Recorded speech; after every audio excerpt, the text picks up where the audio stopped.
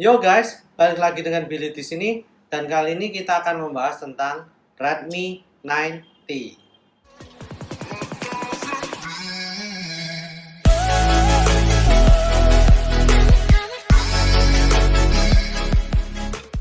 Nah, setelah saya sudah membahas tentang smartphone mid-range dan juga smartphone mid-range rasa flagship, saya juga penasaran sih sebetulnya dengan smartphone entry level ya pada tahun 2021 ini. Nah, oleh karena itu saya mencoba untuk membeli Redmi 9T ini oleh karena rasa penasaran saya gimana sih rasanya menggunakan Redmi 9T ini. Nah, oleh karena itu saya akan mencoba untuk membahas atau mereview tentang Redmi 9T ini guys. Kira-kira apa aja kekurangannya dan apa aja juga kelebihannya dengan harga yang hanya 1,9 jutaan saja ini guys. Oh ya, Redmi 9T yang saya beli ini yang 4GB RAM dan juga 64GB storage ya guys. Oke, nggak usah lama-lama lagi, langsung aja kita lihat video reviewnya guys. Memakai Redmi 9T ini tidak seburuk yang saya kira. Meskipun harganya di bawah 2 juta, tetapi Redmi 9T memiliki spesifikasi sebagai berikut. CPU Snapdragon 662, memori 4GB dan 64GB storage atau 6GB dan 128GB storage, layar IPS LCD Full HD+, dan juga kecerahan maksimal 400 nits, slot kartu micro SD XC card dan juga dual nano SIM card, OS MIUI 12, 48 megapiksel wide kamera, 8 megapiksel ultra wide, 2 megapiksel makro, 2 megapiksel depth dan juga 8 megapiksel selfie kamera, baterai 6000 mAh dan juga 18 watt fast charging, lalu juga stereo speaker dan juga coating water repellent. Desain layar Redmi 9T diambil dari desain layar smartphone 2 tahun lalu, yaitu teardrop design. Lalu desain bodi belakang dari Redmi 9T ini menurut saya agak kasar dan saya ragu akan ketahanannya. Bagian belakangnya juga diberi water repellent coating agar tidak masalah jika terkena sedikit percikan air. Tapi yang pasti jangan dicelupin air seperti Oreo ya guys, karena bukan water resistant. Tapi menurut saya lebih oke menggunakan casing yang diberikan agar tidak mudah rusak. Meskipun begitu, desain ini cukup nyaman untuk digenggam di tangan karena tidak terlalu tebal dan juga tidak terlalu tipis. Layar dari Redmi 9T memiliki resolusi Full HD Plus yang menurut saya sudah cukup tajam. Selain itu, layarnya juga menggunakan Corning Gorilla Glass 3 yang cukup kuat dan tidak mudah retak. Sayangnya layar ini memiliki tingkat kecerahan maksimal hanya 400 nits yang membuatnya kurang begitu terang jika digunakan pada saat outdoor atau di bawah terik matahari. Saya merasa layarnya agak gelap jika digunakan untuk menonton atau chatting dengan menggunakan mode dark mode. Yang pasti tidak disarankan untuk kalian yang sering menggunakan smartphone pada kondisi outdoor karena layarnya tidak bisa terlihat jelas di bawah terik matahari. Smartphone ini sudah menggunakan MIUI 12 meskipun ada beberapa fitur penting yang tidak disetting secara default dan harus kita aktifkan sendiri untuk dapat menggunakannya. Menurut saya sangat disayangkan karena mungkin beberapa orang yang tidak tahu maka tidak dapat memakai fitur ini karena belum aktif. Smartphone ini sangatlah oke untuk dipakai bekerja seperti chat, telepon, dan aplikasi. Tetapi jangan harap untuk digunakan bermain game berat karena GPU-nya kurang bertenaga. Saya mencoba untuk bermain Genshin Impact dan PUBG di smartphone ini. Meskipun playable, tapi lumayan terasa lag-nya. Overall, dapat dipakai untuk game yang ringan saja dan tidak disarankan untuk beli jika kalian ingin memainkan game berat atau MOBA. Karena nanti kalau dipaksa, jangan salahkan saya kalau push rank-nya kalah terus ya guys. Meskipun harganya tidak sampai 2 juta, tapi smartphone ini masih memberikan adapter charger dalam boxnya. Selain itu, baterai 6000 mAh membuat smartphone ini sulit untuk kehabisan tenaga. Pemakaian 2 hari lebih untuk browsing, nonton, dan chatting dapat dilalui dengan mudah. Meskipun memiliki fast charging 18 watt, Tetapi pengisian daya smartphone ini tergolong lama, yaitu dari kosong sampai penuh dicapai dengan waktu 2 jam 50 menit. Foto dan video yang dihasilkan oleh Redmi 9T ini biasa aja. Meskipun begitu, dengan adanya kamera ultrawide dan juga makro, membuat smartphone di bawah 2 juta ini sangatlah fleksibel dalam berbagai pemotretan. Contoh dari beberapa foto dan video adalah seperti ini.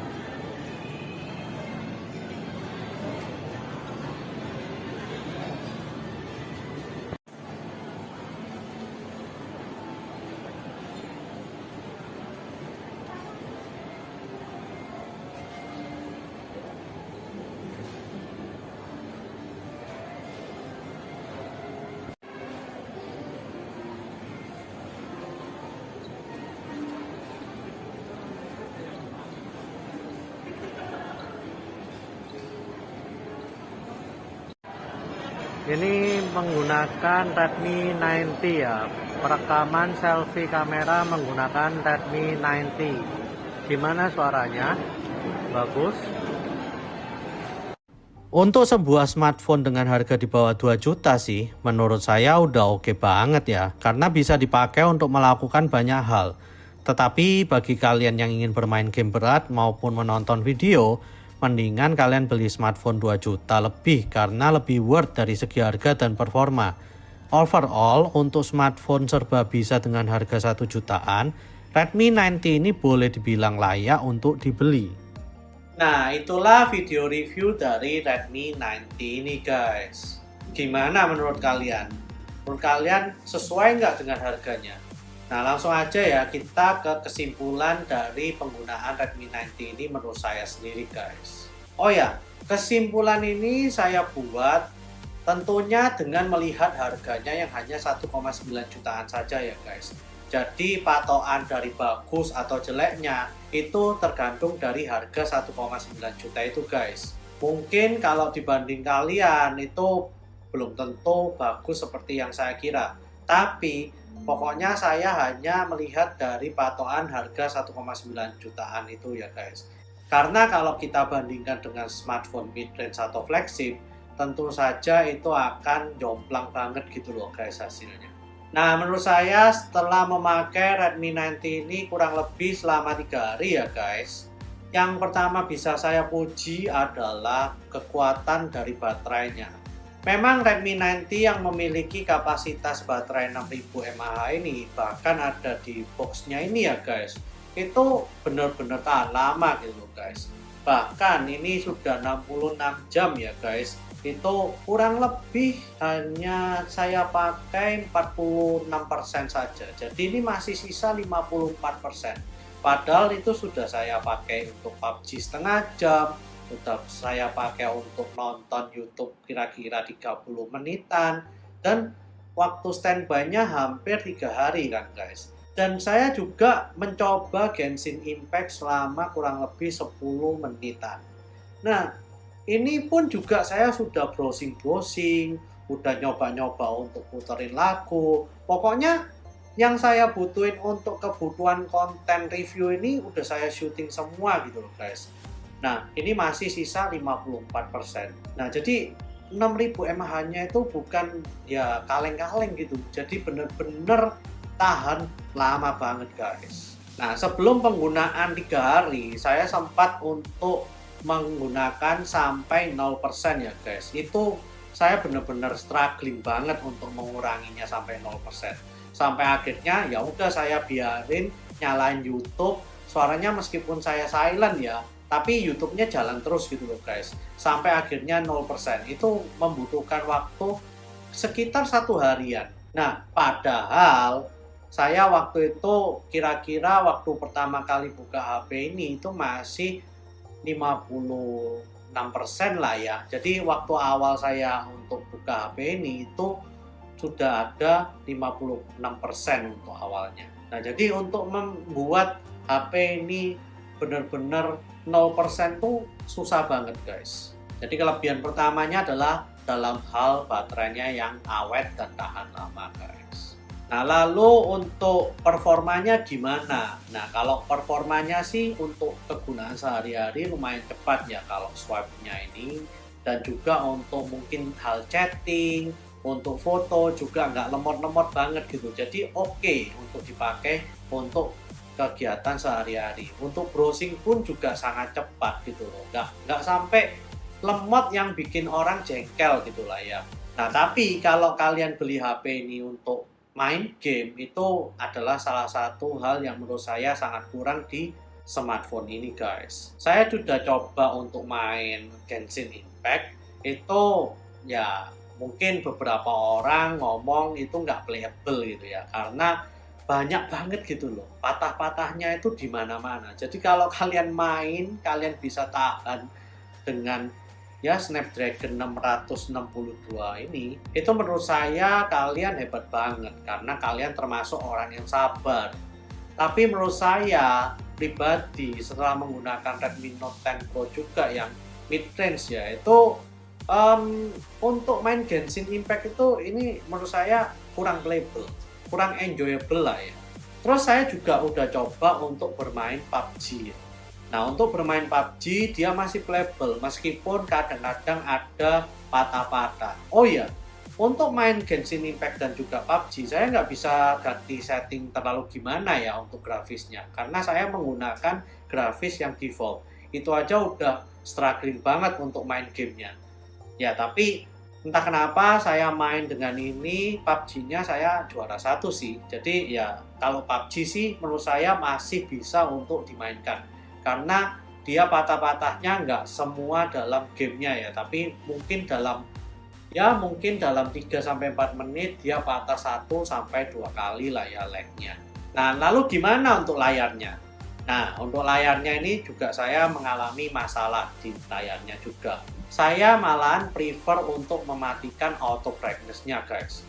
Karena menurut saya auto brightness-nya ini bikin saya lebih susah gitu loh untuk melihat layar HP ini. Karena pada kondisi yang menurut saya butuh layar yang lumayan terang, malah layarnya ini diredupin gitu sama auto brightness-nya dari Redmi 9T ini. Mungkin proximity sensornya atau untuk sensor tahu cahayanya ini kurang bagus ya di Redmi 9T ini. Yang pasti saya lebih suka untuk mematikan auto brightness-nya dan mengatur sendiri gimana keterangan layar untuk saya sendiri guys. Nah untuk sekarang aja menurut saya ini layarnya agak redup. Tapi kalau saya syuting gini mungkin di kamera nggak terlihat redup-redup banget. Tapi untuk ukuran mata kita ini agak redup dan ya saya kurang suka sih untuk auto brightness-nya. Oh ya ini kondisi auto brightness-nya saya coba nyalain lagi ya untuk coba. Tetapi masalah selain auto brightness menurut saya layarnya sudah cukup oke. Warna yang dihasilkan juga udah cukup oke ya guys untuk ukuran harga 1,9 juta. Ini memang katanya IPS LCD ya guys. Cuman menurut saya kalau saya miringkan gini untuk saya lihat itu dia langsung kayak layarnya itu lebih gelap dikit gitu loh. Jadi nggak bisa benar-benar warnanya itu se-vibrant pada saat saya lihat tatap mata langsung gini.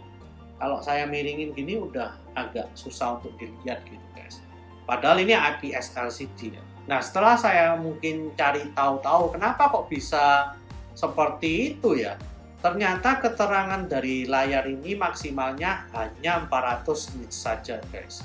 Nah kalau kalian coba bandingkan dengan Redmi Note 10 Pro yang 1100 nits dan juga kita bandingkan dengan Poco F3 yang keterangan layarnya itu bisa mencapai 1200 nits, ini hanya sepertiganya saja guys. Makanya saya waktu lihat layarnya ini kok kurang ngejreng banget gitu ya, kurang cerah lah intinya. Nah mungkin itu dari segi layarnya ya guys. Lalu kita lanjut ke suaranya. Menurut saya suaranya itu sangat oke banget karena ini juga menggunakan stereo ya. Jadi speakernya itu ada di kanan kiri. Jadi menurut saya untuk HP dengan harga 1,9 jutaan ini termasuk mantep banget guys. Suara yang dihasilkan juga sangat kenceng banget dan enak untuk didengar. Lalu kita lanjut ke fitur-fitur yang ada di Redmi 9T ini.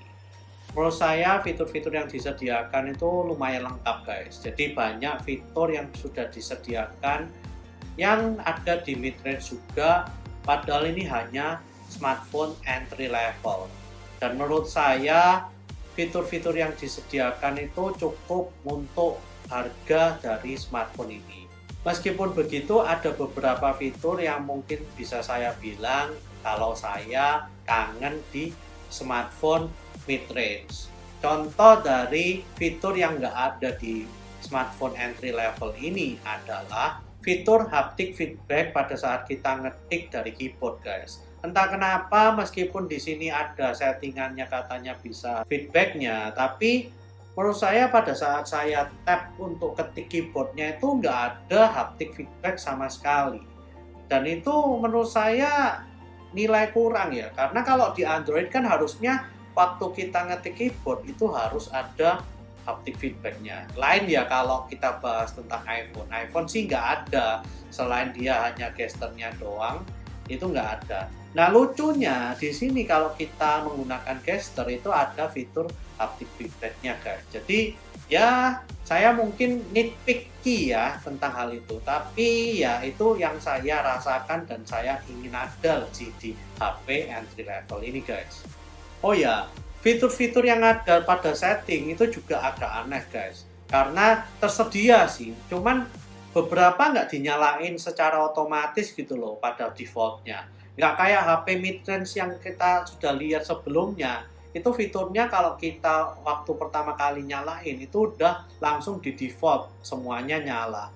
Tapi kalau di sini meskipun ada fitur tersebut, itu harus kita dulu yang nyalain baru bisa berfungsi di smartphone ini. Contoh yang paling lucu adalah pada saat saya coba untuk mengaktifkan fitur gesture ya di Redmi 9T ini guys. Nah, fitur gesture itu kalau back-nya kan biasanya swipe dari kanan atau kiri layar ya. Nah, itu swipe dari kiri dan kanan layar itu untuk back-nya itu ditiadakan. Jadi kita harus toggle on dulu baru fitur itu bisa jalan di fitur gesture-nya ini guys. Nah, fitur yang seperti itu yang saya kira harusnya penting itu malah dimatikan. Saya nggak ngerti kenapa mereka mematikan by default pada saat saya nyalakan fitur gesture. Padahal kan itu fitur wajib yang harusnya udah satu paket gitu ya. Nah, banyak fitur yang seperti ini sudah satu paket, itu dimatikan di Redmi 90 ini pada defaultnya. Nah, itu menurut saya adalah salah satu kekurangan dari fitur-fitur yang ada pada Redmi 90 ini. Karena kalau pembeli tidak tahu dan tidak mengerti, maka mereka tidak tahu bahwa kalau fitur tersebut itu sebetulnya ada pada Redmi 90 ini guys. Nah, untuk soal kamera dan juga video itu sebetulnya saya nggak ngomel-ngomel banget sih. Karena ini kan juga smartphone 1,9 jutaan. Dia bilang bisa 48 megapiksel dan juga ada ultra wide-nya dan juga ada main kameranya juga. Itu sebetulnya sudah oke banget. Dia juga menyediakan makro kamera ya guys. Tapi kemarin saya coba untuk memakai makro kamera ini dan hasil untuk fokusnya itu masih kurang bagus banget. Malahan nggak bisa fokus. Jadi detail yang dihasilkan pada saat saya foto makro kamera itu kayak ya nggak bisa dipakai gitu loh guys. Jadi fitur makro kamera ini menurut saya sangat struggling banget buat Redmi 90 ini. Nah, lalu untuk urusan desain, saya sih nggak ngomel ya, meskipun desainnya ini menggunakan plastik. Tetapi dia juga menyediakan casing yang bisa membuat smartphone ini terasa glossy. Karena ini kan casingnya juga free dari Xiaomi-nya sendiri ya guys. Nah, tapi untuk urusan body dan desainnya yang lebih ke arah plastik saya mengerti karena ini hanya berbudget 1,9 juta sehingga Xiaomi harus memangkas di beberapa area. Contohnya adalah pada segi bahan dari body smartphone ini guys. Oh iya, layar dari smartphone ini juga sangat susah untuk dilihat pada sinar matahari langsung ya guys. Jadi kalau sinar matahari yang sangat terang, ini layar smartphone ini untuk kecerahannya itu susah untuk dilihat karena kan maksimalnya hanya 400 nits. Jadi kalau kita gunakan di outdoor itu mungkin nggak usable lah ya intinya. Jadi harus untuk indoor aja sih guys menurut saya. Nah, lalu gimana menurut saya tentang smartphone ini? Jadi overallnya sih menurut saya untuk harga 1,9 juta smartphone ini ya mungkin untuk orang yang hanya memiliki budget di bawah 2 juta smartphone ini sangat worth untuk dibeli guys. Karena selain fiturnya yang lumayan lengkap, juga oke, cepat lah ya, dan masih bisa lah untuk dimain game yang PUBG gitu guys. Meskipun agak lag dan gimana-mana, tapi ya harusnya kita ngerti lah ya. Untuk main game ya lah, mungkin lah ya kita beli smartphone entry level. Tapi kalau mau dipaksain itu masih bisa guys. Dan walaupun Genshin Impact-nya itu udah lag putus-putus parah, tapi masih juga bisa untuk dipakai main, ya sekedar maksa lah ya mainnya. Nah, terus untuk kegiatan sehari-hari mungkin bisa dipakai juga. Dan menurut saya kenceng sih untuk dipakai kegiatan sehari-hari. Jadi untuk chatting, untuk browsing, untuk lihat video atau lihat gambar, itu untuk YouTubean juga oke. Jadi masih oke lah ya dari segi kegiatan sehari-hari yang kita perlukan, termasuk juga untuk telepon ya guys. Tetapi apakah saya sarankan jika kalian memiliki budget lebih dari 3 juta? Menurut saya kalau kalian udah memiliki budget lebih dari 3 juta, antara 3 sampai 4 jutaan gitulah ya, saya sih mending langsung beli smartphone mid-range guys. Karena menurut saya Snapdragon yang disediakan pada Redmi 90 ini juga agak kurang kenceng gitu lah ya. Jadi mungkin kalau saya sendiri pribadi ya guys, itu batas kesabaran saya itu hanya sampai di smartphone mid-range guys. Kalau smartphone entry level ini saya langsung bisa ngeluarin kira-kira apa sih yang saya nggak suka dari smartphone ini, dan itu mungkin ada banyak banget. Karena saya benchmarknya itu udah di smartphone mid-range. Menurut saya smartphone mid-range itu dibanding smartphone flagship itu hampir ya 9 10-an lah ya. Jadi bukan 11 12 tapi 9 sampai 10.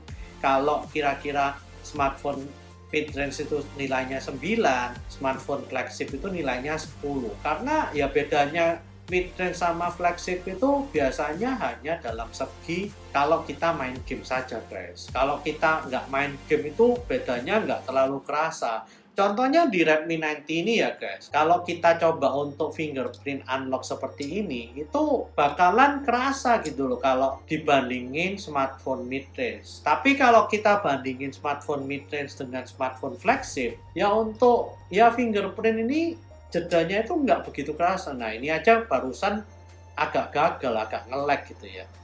Nah kalau di entry level ini ya bedanya itu banyak banget gitu. Oh iya, ada satu hal lagi yang menurut saya nggak annoying sih. Cuman saya harus bahas dan saya harus juga omongkan pada kalian.